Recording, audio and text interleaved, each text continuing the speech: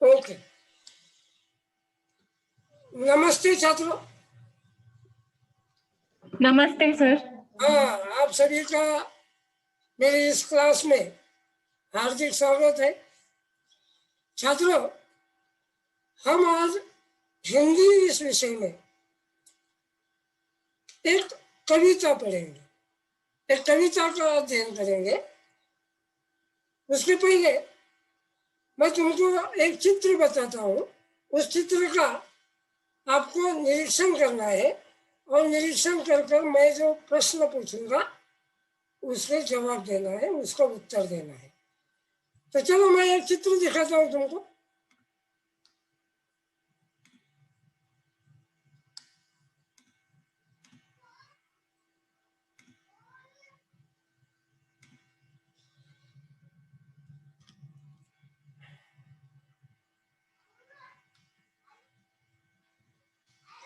ये स्लाइड मेरी दिख रही है आपको? जी सर। हाँ सर। जी सर। नहीं सर। अब देखो, ये चित्र जो तुम्हारे सामने है, तुम्हारे स्क्रीन पर है, उसको बारीकी से देखना है और मैं जो प्रश्न पूछूंगा उसके उत्तर देने पड़ेंगे। बारीकी से देखो उसको। तो ये हिंदी भाषा जो है अपनी, इस हिंदी भाषा की यह संरचना है।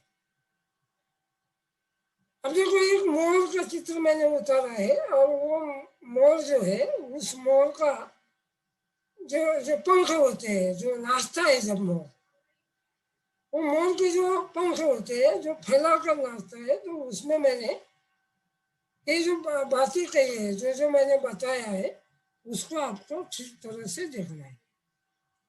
देख लिया? ठीक है, आगे जी सर। Yes sir. आगे जाएंगे। तो मुझे ये बताइए छात्रों कि इस चित्रों में आपने क्या देखा? सर, हम इस चित्र में देख पा रहे हैं कि भाषा के अलग अलग जो स्तर होते हैं, जैसे कि गद्य, पद्य, व्याकरण, लेखन, और उनके अलग अलग विभाग देख देख पा रहे हैं। शाबाश। तो इससे हम अलग अलग, जैसा कि तुमने कहा कि हम अलग अलग विभाग देख लेते हैं इसमें। तो साहित्य के उसको विधाएं कहते हैं बेटा, विधाएं। तो साहित्य की कौन कौन सी विधाएं है इस चित्र से हमको पता चलती? सर, गद्य, पद्य, शाबाश। व्याकरण और लेखन। अच्छा, गद्य, पद्य, व्याकरण, लेखन, ये प्रमुखता से इसके विधाएं कहा जाता है उसको। और उसमें फिर बारीकी से अगर हम सूक्ष्मता के साथ अगर देखें, अलग अलग प्रकार उसमें हमको देखते हैं। शाबाश, बहुत अच्छा जवाब दिया। तो देखो, गद्य यानी क्या?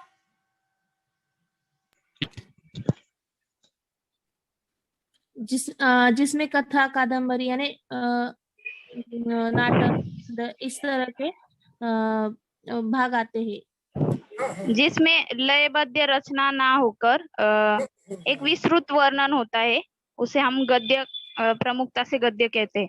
शाबाश, ये देखो, ये सही सही उत्तर होगा कि जिसमें लयबद्धता ना होकर एक गद्यांश होता है या लिखा हुआ कोई आशय होता है, जिसको हम गद्य कहते हैं। वो कथा भी हो सकती है, नाटक का भी हिस्सा हो सकता है, उपन्यास का भी हिस्सा हो सकता है। और पद्य यानी क्या फिर? पद्य मतलब जिसमें लयबद्धता होती है और कम शब्दों में विस्तृत वर्णन होता है, उसे हम पद्य कहते हैं। कम शब्दों में विस्तृत वर्णन जिसको कहा जाए, जिसमें होता है, उसको हम पद्य कहते हैं। तो इस पद्य के कौन कौन से प्रकार तुमको मालूम है? सर, जैसे कविता, दोहे, और दोहों में विशेषतः कबीर के दोहे जो काफी ज्यादा प्रचलित है, क्योंकि वो बोली भाषा में है।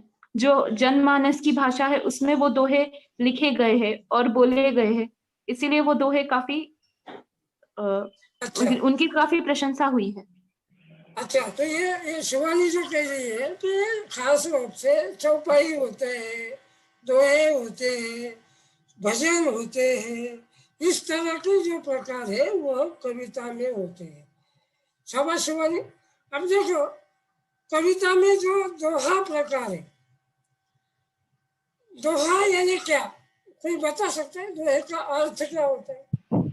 सर दोहा अक्सर दो लाइन में, दो पंक्तियों में लिखा जाता है और दो पंक्तियों में ही कुछ अधिकतर जानकारी उसमें दी जाती है, मतलब बहुत ही कम शब्दों में ज्यादा जानकारी हमें मिलती है। अच्छा, तो हमने सही जवाब दिया। देखो कि कम शब्दों में दो पंक्तियों में हमको उसका जवाब मिलता है, उसको दोहा कहा जाता है। उसका नाम ही है दोहा, दो लाइन वाला, दो पंक्तियों वाला। तो चलो, इसी आशय का एक कविता हम दोहा आज हम पढ़ेंगे, जिसका नाम है अमरवाणी। अमरवाणी में कुछ दोहे हम आज पढ़ेंगे, जिसके दोहे की रचयिता है संत कबीर जी। तो ये दोहा हम आज पढ़ेंगे। चलो, ये जो है शीर्षक आप लिख लीजिए अपने कॉपियों में।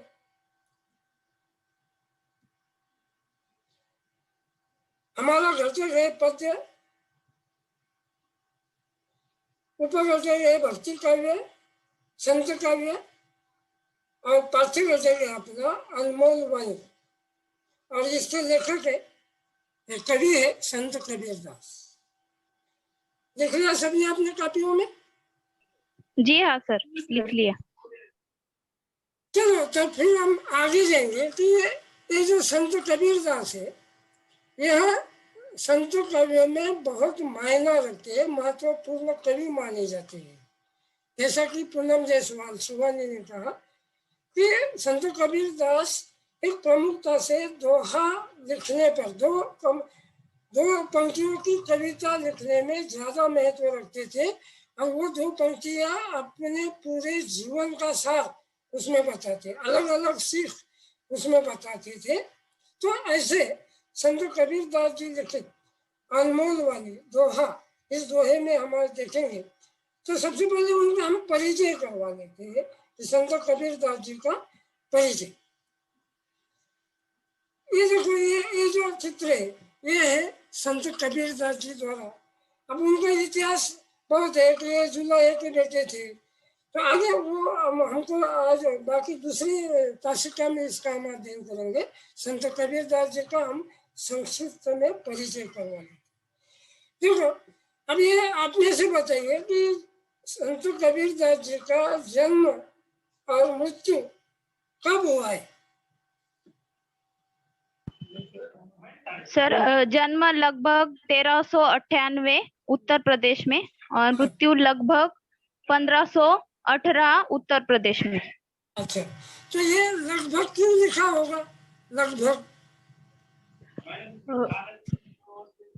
जैसा कि मेरी जन्मतिथि है 22 अगस्त, तो वैसे यहाँ पे उनको लगभग यानी उनको जन्म तिथि मालूम नहीं है, मगर साल मालूम है। इसी वजह से वहां पे उन्होंने लगभग लिखा है। तो ये जो संत कवि माने जाते हैं, संत कबीर दास जी, उनका भक्तिकालीन कवि है वो। जैसा कि आप लोग सब जानते हैं, हम लोग जानते हैं कि हिंदी में ये 300-400 साल पूरा भक्तिकालीन कवि का एक माहौल था, एक वातावरण था।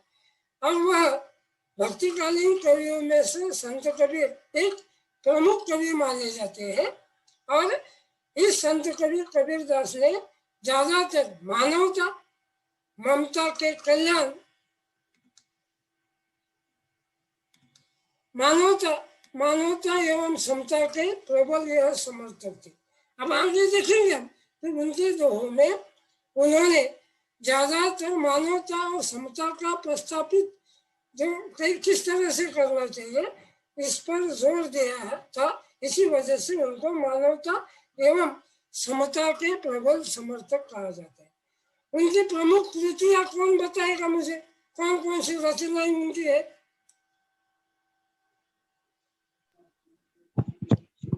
सर साखी, सबद, साखी रमैनी, सबद, रमायणी, रमणी, रमायणी,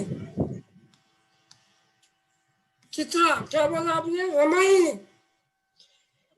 तो देखो ये जो तीन उनके संग्रह है, कविता संग्रह, दोहों का संग्रह, तो ये बीजक नामक ग्रंथ में इसको प्रकाशित किया है। तो ये थे अपने दोहा जो हम पढ़ने वाले हैं। ये दोहा के ये जो रचयिता थे ये है संत कबीर। इनका परिचय हमने देखा। आगे जाएंगे हम कि अब ये कविता है, देखो अनमोल वाली, हमारी कक्षा 8वीं के 9वीं कविता है अनमोल वाली। अब इसके रचयिता है संत कबीर। अब देखो ये कविता है, इसको मैं अभी पढ़ूंगा और आपको अपनी किताबों में, आपके पास जो किताबें नहीं होंगे तो स्क्रीन पर आपको देखना है, अपने मोबाइल की स्क्रीन पर आपको देखना है, मैं उसे गा रहा हूँ। जैसा भोजन खाइए तैसा ही मन हो, जैसा पानी पीजिए तैसी वाणी हो, कबीरा तैसी वाणी हो, ऐसी वाणी बोलिए मन का पाखो, और को शीतल करे आप शीतल हो, कबीरा आप शीतल हो। बुरा जो देखन मैं चला, बुरा न मिलिया कोई, जो दिल खोजा अपना मुझसा बुरा न कोई, कबीरा मुझसे बुरा न कोई। तो देखो ये जो तीन दोहे हैं छात्रों, हम आज इन तीन दोहों पर चर्चा करने वाले हैं। संत कबीर दास जी के ये तीन दोहे, जैसा कि मैंने कहा कि ये मानवता और समता के प्रबल दावेदार थे। अपनी दोहों में, अपने रचना में हमेशा कबीर दास जी ने समता प्रस्थापित करने का काम अपने दोहों में किया है, ऐसा इस दोहे से हमें पता चलता है। आगे जाएंगे हम। कबीर ये कविता गाने के बाद हम एक एक उसका जो चरण है या उसको दोहा कहेंगे, हम उस दोहों को हम बारी बारी से देखेंगे। तो देखो हमारा पहला दोहा है, देखो मैं फलक पर लिख रहा हूँ, तुमको उसको लिखना है। पहला दोहा है, देखो ऐसा भोजन खाइए तैसा ही मन होए, जैसा पानी पीजिए तैसी वाणी हो। छात्रों इस दोहे में कवि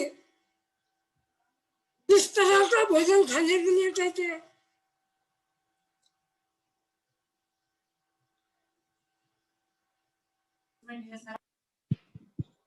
सर, हाँ, जैसे कि शास्त्रों में कहा गया है कि हमें सात्विक भोजन खाना चाहिए। अगर हम भोजन सात्विक खाएंगे तो हमारा मन भी शुद्ध रहेगा। अगर हम तामसिक भोजन खाएंगे तो हमारे मन में वैसे ही विचार आएंगे। तो इसीलिए मुझे ऐसा लग रहा है कि इस चरण में संत कबीर जी कह रहे हैं कि हमें भोजन ऐसा खाना चाहिए कि जिससे हमारा मन शुद्ध रहे। अच्छा देखो, अब पानी कैसा पीने के लिए कह सकते हैं? पानी कैसा पीना चाहिए? सर मुझे वो भोजन के लिए बोलना था। हाँ बोलो बोलो सर, बोलो। जब हम भोजन पकाते हैं या खाना बनाते हैं उस समय भी हमें हमारे मन के विचार शुद्ध रखने चाहिए। ये हाँ। भी तो जो खाए, मतलब जो उस भोजन को ग्रहण करेगा उस पर भी उसका असर होगा। और सर आपने अभी पूछा कि जैसा पानी पीजिए तैसी वाणी होए।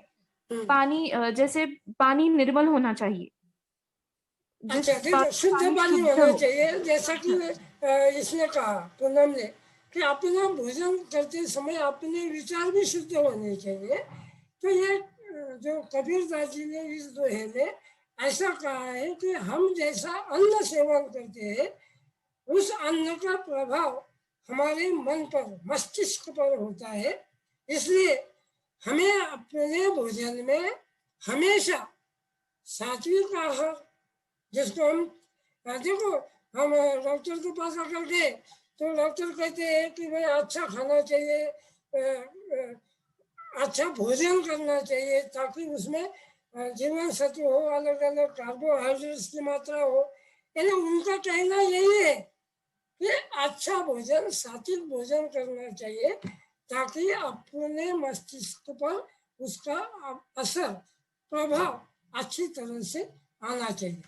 अब देखो, ये जो अपना पानी भी वैसा पीना चाहिए ऐसा कह रहे हो। अब यहाँ पे ये कहेंगे हम कि पानी, अगर हम पानी को अमृत मानते हैं, अब ये पानी को अगर हम अमृत मानते हैं तो हम पानी ऐसा पीना चाहिए जैसा कि शुद्ध पानी पीना चाहिए। तो पानी पीते समय हम अमृत है इस तरह से उसको पीना चाहिए, अमृत मानकर पीना चाहिए ताकि हम जीने के लिए, अपनी जिंदगी बढ़ाने के लिए उसको पी सकते हैं। तो दूसरी जो इस चरण में दूसरी पंक्ति जो है, कबीरदास जी कहते हैं कि जैसा पानी पीजिए तैसी वाणी, यानी उसका असर हमारे मस्तिष्क पर हमेशा के लिए पड़ता है। तो इसी बात को लेकर एक छोटी सी कहानी मैं आपको सुनाने जा रहा हूँ, उसको खामोशी से सुनना है। जी सर।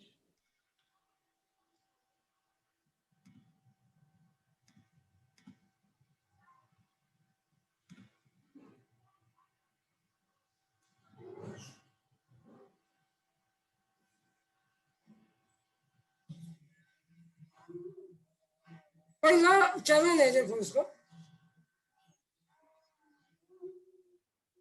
ऐसा भोजन खाइए तैसा ही मन होए, जैसा भोजन खाइए तैसा ही मन होए, जैसा पानी पीजिए तैसी बानी होए कबीरा, तैसी बानी होए। जिस तरह से भोजन होना चाहिए उस तरह से अपने मस्तिष्क पर उसका प्रभाव होता है, हमेशा के लिए उसका प्रभाव हमारे मन पे होता है, मन पर, प्रसन्नता पर वो निर्भर होता है। और पानी भी वैसा पीना चाहिए जिस तरह से अपनी वाणी भी अच्छी होनी चाहिए। ऐसा शुद्ध और सात्विक, तामसिक भोजन न कर हमें सात्विक भोजन करना चाहिए, ऐसा कबीर जी कहते हैं। इसी आशय पर भोजन का प्रभाव अपने मस्तिष्क पर किस तरह से पड़ता है,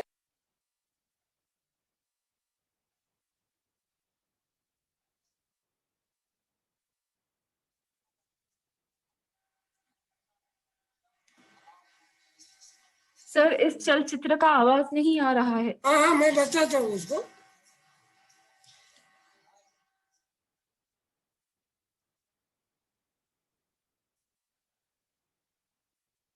तो छात्रों, इस कहानी का मतलब ये है कि एक कहानी है, इस कहानी में यह बताया गया है कि एक नगर में एक राजा था। उस राजा के द्वार में हमेशा अलग अलग लोग आते जाते थे और वो राजा इतना उदार था, शूर था और उदार भी था, भोजन दान करने में हमेशा करता था वो। तो वो अनेक साधु उसके दरबार में से जाकर खाना खाकर अपना मन तृप्त कर चले जाते थे। तो इसकी खासियत ये थी इस राजा की, वो हमेशा जो खाना जो साधुओं को खिलाता था वह खाने के लिए उसके पास चांदी के बर्तन थे। तो एक दिन क्या हुआ कि एक साधु ने एक चांदी का लोटा लेकर चला गया। एक साधु ने खाना खाने के बाद चांदी का लोटा और एक बर्तन वो लेकर चला गया। अब जब बर्तन की गिनती हुई तब पता चला कि एक बर्तन और एक लोटा गायब है। तो वह फिर राजा ने चिंतन के लिए कैसा हुआ, चोरी क्यों हुई, किस तरह से हुई, ये करने के लिए दरबार बुलाया। अब दरबार में यह चर्चा कराई गई कि भाई क्यों हुआ होगा, इतने सालों तक नहीं हुआ, आज क्यों हुआ, तो कौन था वो चोर। तो इस तरह से वो चर्चा होने लगी।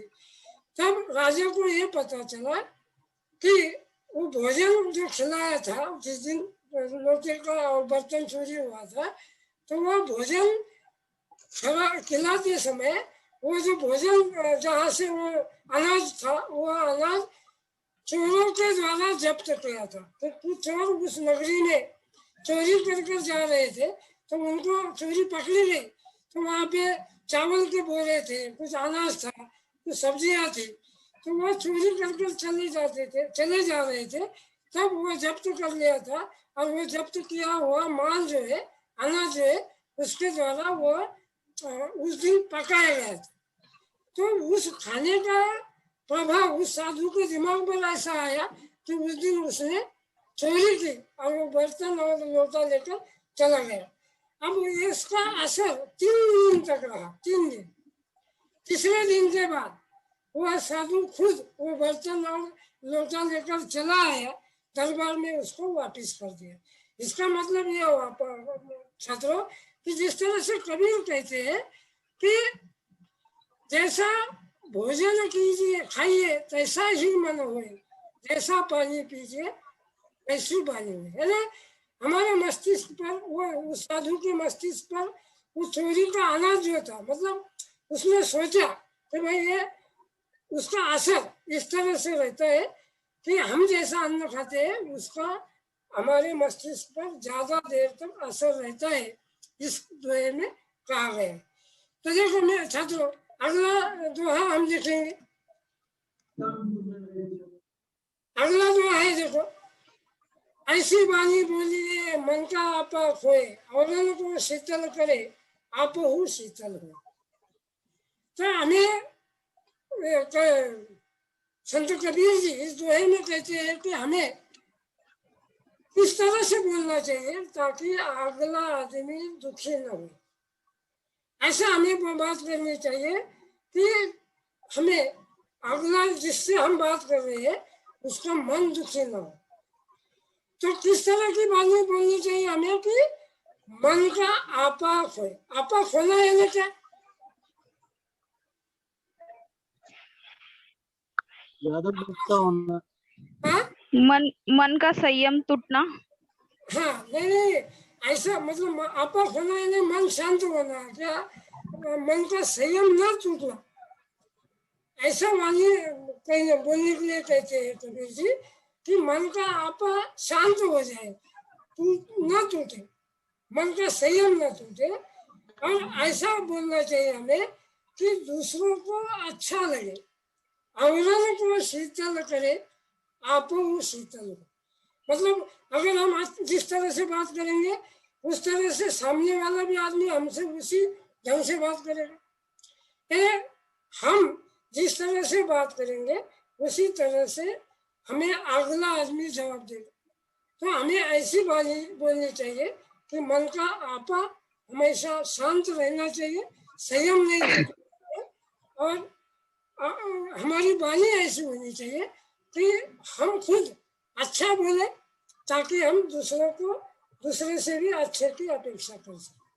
तो देखो ये जो ये है छात्रों, ऐसी वाणी बोलिए मन का आपा खोए, ऐसी वाणी बोलिए मन का आपा खोए, औरन को शीतल करे आप हो शीतल हो। तो देखो छात्रों, औरों को शीतल करना है नहीं क्या, मतलब हमें कुछ ऐसा बोलना चाहिए कि जो सामने वाले को अच्छा लगे उसका गुस्सा उस वाणी से कम हो और वो शांत हो जाए। शाबाश। मतलब अच्छा बोलने से क्या? हाँ बोलो बोलो पूनम। सर जैसा शीतल ने कहा, शिवानी, सॉरी हाँ। जैसा पूनम ने कहा कि मतलब क्रोध नष्ट हो जाए एवं मन स्थिर हो जाए। अच्छा, तो हमें अच्छा बोलना पड़ेगा। अच्छा, अगर हम दूसरे से बात करेंगे तो वो आदमी भी हमसे अच्छा बर्ताव करेगा। यानी हम खुद को भी आनंद दे सकते हैं और अपने इस आनंद का अनुभव खुद भी ले सकते हैं और दूसरों को भी दे सकते हैं। तो ये इसके बारे में कबीर जी का और एक दोहा प्रसिद्ध है। देखो छात्रों, कि जैसा हम दूसरों से व्यवहार करते हैं वैसा ही व्यवहार वह व्यक्ति हमसे करता है। जैसी बात हम करेंगे वैसी ही बात अगला व्यक्ति हमसे करता है। इसी वजह से कबीर जी कहते हैं कि हम ऐसा बोलना चाहिए ताकि दूसरों का गुस्सा ना आए, दूसरों के संयम ना टूटे, ताकि वो भी अच्छी तरह से हमसे बात कर सके। यानी हम खुद शांत रहे और दूसरों को भी शांति प्रदान करे, शांति दे। तो इस तरह से इस मतलब दूसरा ये दोहा इस तरह से उसको छात्रों कबीर जी का कि शब्द संभाले फेंकिए शब्द के हाथ न पाओ। देखो, शब्द संभाले फेंकिए शब्द के हाथ न पाओ, एक शब्द औषधि करे दूसरा शब्द करे घाव।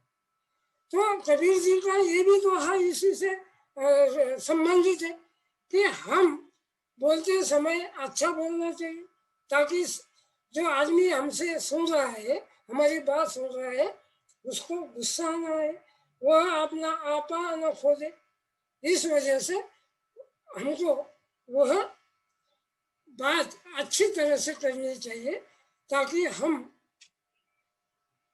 आगे चलकर अपना जो मन है हम उसका आनंद ले सके और दूसरों को भी आनंद दे सके। आप हो शीतल हो। तो देखो ये छात्रों, ये था दूसरा चरण, दूसरा दोहा। संयम न खोए और दूसरे को वो हमें शांत रखना चाहिए। अवलन को ऐसी बातें हमें बोलनी चाहिए जो कि दूसरों को शांत रखे और हम भी खुद शीतल हो जाए। या हमें हिंसात्मक नहीं बोलना चाहिए। इस तरह से यह तो छात्रों, मैं यहाँ पे एक प्रश्न पूछना चाहता हूँ कि महात्मा गांधी जी का तत्व तुमको मालूम है? कोई बता सकता है महात्मा गांधी जी का तत्व क्या है? जी हाँ सर, महात्मा गांधी जी का हाँ बोलो बोलो बोलो। महात्मा गांधी बोलो पूनम। सर, महात्मा गांधी जी का तत्व था अहिंसावादी। उनके विचार होते थे, आचार भी अहिंसावादी होता था और उनका कहना था कि हमें बुरा नहीं देखना चाहिए, बुरा नहीं बोलना चाहिए और बुरा नहीं सोचना चाहिए, सुनना चाहिए। सॉरी, बुरा मत देखो, बुरा मत सुनो, बुरा मत कहो, ये जो तत्व दर्शन है महात्मा गांधी जी का, वह दर्शन, ये जो ज्ञान है वह कबीर जी से हम संबंधित वो बोल सकते हैं क्या कि कबीर जी का ये जो दोहा है वो महात्मा गांधी के उस दर्शन को सही तरह से परस्पर संबंधित है? हाँ जी हाँ सर, कबीर जी का भी कहना है कि हमें हमेशा अच्छा ही बोलना चाहिए, अच्छा ही सोचना चाहिए, अच्छा ही सुनना। सर उनका एक दोहा है, बुरा जो देखना। तो आगे वही दोहा है बेटा, आगे वही दोहा है, उस पे हम जाएंगे कि बदले में भी हमें अच्छा ही सुनने को मिलते। हाँ, पूनम जायसवाल ने बराबर कहा। तो आगे देखो, ये अगला दोहा है कबीर जी का, वो भी हम देखेंगे।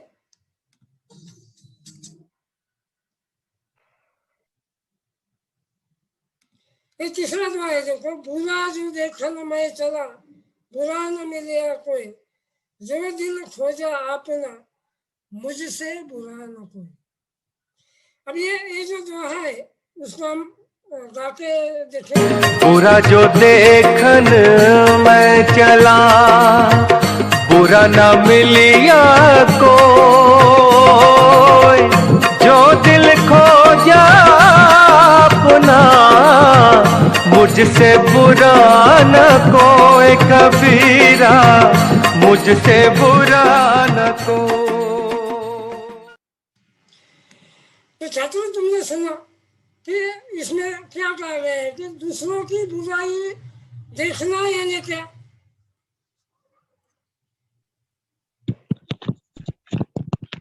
दूसरों में कमियां खोजना। हाँ, तो दूसरों की कमी खोजने से क्या होता है?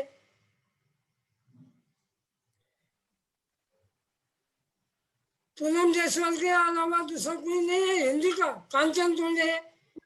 Yes sir. हाँ, बोलो। सर दूसरों की कमियां ढूंढने से ये रहता है कि सर हमें खुद की गलतियां भी देखनी चाहिए, हमें खुद की गलतियों को नजरअंदाज करके दूसरों की गलतियों में दोष नहीं निकालना चाहिए सर। तो मैं एक प्रश्न पूछ रहा हूँ आपको कि हमें दूसरों की बुराई देखनी चाहिए या नहीं? नहीं देखनी चाहिए सर। तो क्यों नहीं देखनी चाहिए? सर क्योंकि यदि हम उन बुराइयों को देखेंगे तो शायद ऐसा हो सके कि हम उन्हें अपनाने लग जाए एवं हम उन्हें ग्रहण कर ले। हाँ, तो कबीर जी दूसरों की जो बुराई देखने के बजाय क्या करने को कहते हैं? कबीर जी कहते हैं कि सर उनकी अच्छाइयां एवं किसी एक व्यक्ति के गुण देखने, उनके जो सद्गुण हैं वो देखिए एवं उन्हें ग्रहण कीजिए। शाबाश। तो देखो, कबीर जी कहते हैं कि अगर हम एक उंगली दूसरों के आगे, अगर दूसरों को बताएंगे तो बाकी की तीनों चारों उंगलियां हमारी तरफ होती है। अब देखो, आप घर पे बैठे हो तो घर पे खुद जहाँ पे आप खड़े हो बैठे हो तो वहाँ पे आगे उंगली कीजिए और एक उंगली आगे बताइए तो अपने आप तीन उंगलियां फोल्ड होकर बंद होकर हमारी तरफ आती है। यानी कबीर जी यह कहते हैं कि दूसरों की बुराई मत खोजो, हमारे में भी जितनी बुराइयां है वो खोजो, ताकि हम अच्छा बर्ताव अगर हम करेंगे तो सामने वाला आदमी भी हमसे अच्छा बर्ताव करेगा। हमें दूसरों की बुराइयों की ओर ध्यान नहीं देना चाहिए, ताकि अपने में जो बुराइयां है उसको निकालना चाहिए, ऐसा कबीर जी कहते हैं। तो इसी एक दोहे के आधार पर और एक कहानी है जो कि छोटी सी पुराने जमाने की बात है। गुरुकुल में जैसा कि आप लोग सब जानते हैं कि गुरुकुल में हमें आश्रम में पढ़ना पड़ता था और रात दिन हमें गुरु के उस आश्रम में रहना पड़ता था। तो उस जमाने की बात है तो कि एक गुरु ने अपने एक छात्र को, एक शिष्य को एक आईना दिया। आईना, दर्पण। आईना जानते हो? सर शीशा। दर्पण, शीशा, दर्पण। शीशा यानी कांच का टुकड़ा भी हो सकता है, यहाँ पे आईना, दर्पण दिया, आईना दिया। अब वो छात्र ने क्या किया, अब उसको जब जैसा कि देखो, जब गुरु एखादी वस्तु अपने शिष्य को देते हैं तो कुछ तो भी परीक्षा उनसे देखना चाहते, उनकी करना चाहते। तो ये गुरु ने आत्मा परीक्षण करना। हाँ, वही बोल रहा हूँ मैं, दर्पण, आईना दिया। तो देखो, उस गुरु ने जब आईना उस शिष्य को दिया और शिष्य को कहा कि इसका प्रयोग तुम अच्छी तरह से करो और हमें कुछ दिनों के बाद बताओ कि इसका किस तरह का असर है। तो छात्र निकल पड़ा। तो सबसे पहले जो उसको मिला तो वह क्या करने लगा कि उसको वह आईना दिखाया, उस आदमी को वो आईना दिखाया उसने। तो उस शिष्य को पता चला कि इसमें इतनी सारी बुराइयां है। यानी जो भी वह आईना देखता या वो छात्र जिनको भी आईना बताता तो उस आईने में उस व्यक्ति के सारे ऐब, सारे बुराइयां उसमें उस छात्र को दिखाई देती थी। तो वो अपने माता पिता के पास भी गए, माता पिता के भी सारे ऐब उसको पता चले, परेशान हो गए। वो बोला कि भाई ये ऐसा कैसा आईना है, कि ऐसा कैसा दर्पण है, ऐसा कैसा शीशा है जो कि दूसरों की बुराइयां दिखाता है मुझे। तो ऐसे समय तो सभी लोगों में बुराइयां है, दुनिया में अच्छा कोई भी नहीं है, सिर्फ मैं ही अकेला अच्छा हूँ जिसमें कोई बुराई नहीं है। तो इस तरह से उसने सोचा, माँ बाप की भी बुराइयां उसने देखी, जितने भी लोग उससे मिलते थे उसको उस आईने में वो बुराइयां उसमें बताता था, और मतलब उनको बताता कि आप में ये बुराई है। फिर वो आईना लेकर वो सीधा गुरु की तरफ चला गया और गुरु से कहा कि गुरु, ये आईना कुछ अच्छा नहीं है, जिसको मैं बताता हूँ वो आदमी की बुराइयां मुझे वो दिखाता है आईना। यानी ये इसका मतलब ये हुआ कि दुनिया में सारी बुराइयां छिपी हुई है और मैं एक अच्छा हूँ, तो मुझ में बुराई नहीं है, कोई भी ऐब नहीं है। तो गुरु ने कहा कि बेटा वैसा नहीं है, तुमने आईना दूसरों को बताया, आपने खुद ने नहीं देखा। अगर तुम खुद उस आईने को देखते तो तुमने जो बुराइयां है पूरा का पूरा गोडाउन आपका बुराइयों से भरा पड़ा है।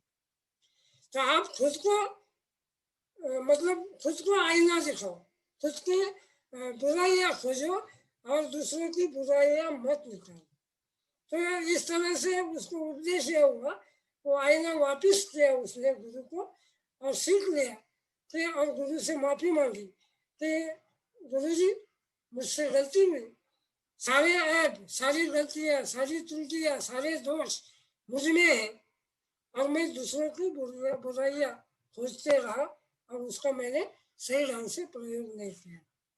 तो इस तरह से पश्चातापित होकर वो चेला शिष्य वहां से निकल पड़ा। तो छात्रों यही बात है कि हमें कबीर जी कहते हैं कि बुरा जो देखा न मैं चला, बुरा न मिले आपको, जो दिल खोजा आपना मुझसा बुरा न कोई। मैंने जैसे कहा कि एक उंगली अगर हम सामने वाले आदमी की तरफ उठाते हैं तो तीनों उंगलियां हमारी तरफ दिशा दर्शन करते हैं कि भाई तुम खुद सुधर जाओ, दूसरों की गलतियां मत निकालो, ऐसा कबीर जी कहते हैं। तो ये रहे छात्रों 3 दोहे हमने देखे।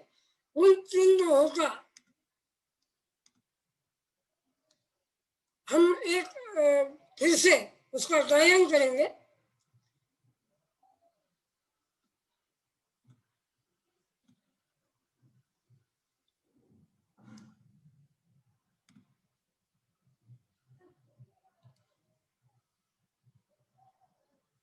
खामोशी से सुनो। भोजन खाइए तैसा ही मन होए, जैसा भोजन खाइए तैसा ही मन होए, जैसा पानी पीजिए तैसी बानी होए कबीरा, तैसी बानी होए।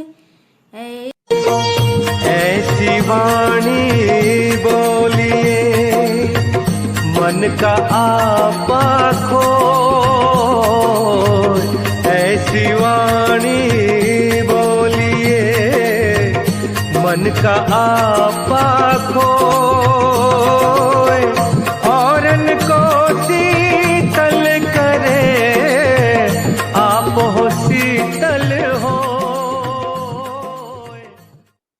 बुरा जो देखन मैं चला, बुरा न मिलिया कोई, जो दिल खोजा अपना मुझसे बुरा न कोई कबीरा, मुझसे बुरा न कोई। तो छात्रों इस तरह से हमने आज संत कबीर जी द्वारा लिखी कुछ 2-3 दोहों का अध्ययन किया, 2-3 दोहों पर चर्चा की। इसी तरह के अनेक दोहे कबीर जी के हैं उनके अगले कुछ जो है हम अगली तासिका में देखेंगे। यहाँ पे हम रुकते हैं। सभी छात्रों को धन्यवाद। धन्यवाद सर। धन्यवाद सर। धन्यवाद सर।